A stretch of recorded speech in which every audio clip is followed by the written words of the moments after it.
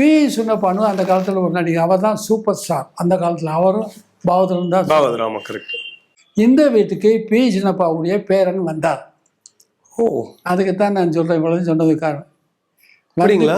அவன் பி சின்னப்பா பாரு, ஐயா உங்களை நான் பத்திரிகையில் படித்தேன், யூடியூப்பில் வர நிறைய பேசுகிறீங்க, அதை பார்த்துட்டு வந்தாரா? பார்த்துட்டே தான் வந்தார். நிறைய பேசியிருக்கீங்க எங்கள் தாத்தாவை பற்றி. இப்போ எங்கள் கறி என்ன, எங்கள் பாட்டி எல்லா வீட்டையும் வித்துருச்சு எங்களை கேட்காம. பாட்டினா சுதந்திரம், அவங்க லவ் ஸ்டோரியெல்லாம் எனக்கு தெரியும், அதை இப்போ சொல்ல வேண்டாம். எல்லா வீட்டையும் விற்றுட்டு மெட்ராஸ் ரோடு சீட்டில் இறந்து போச்சு. எங்களெல்லாம் கேட்கல, கையெழுத்து வாங்கினதெல்லாம் தப்பு. எங்கள் பாட்டிக்கிட்ட மட்டும் கையெழுத்து வாங்கி இப்போ கேஸ் போட போகிறோம். நாங்கள் நடந்துக்கிட்டு இருக்கு.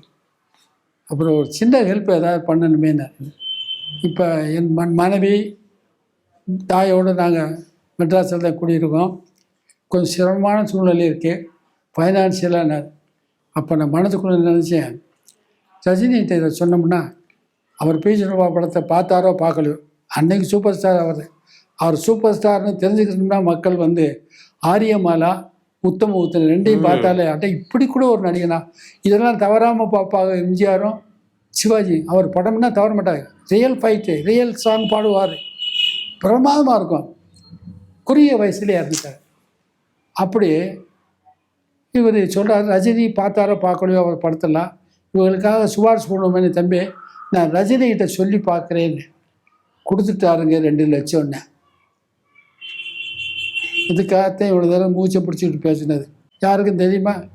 இப்போ நான் சொன்ன பிறகு நீங்கள் தான் வெளியில் போகிறீங்க. கொடுத்துட்டாருங்க 2 லட்சம். அது மாதிரி ரஜினி பேப்பரில் வரணும்லாம் நினைக்க மாட்டார். அவர் ஒன்று, சிவகுமார் ஒன்று.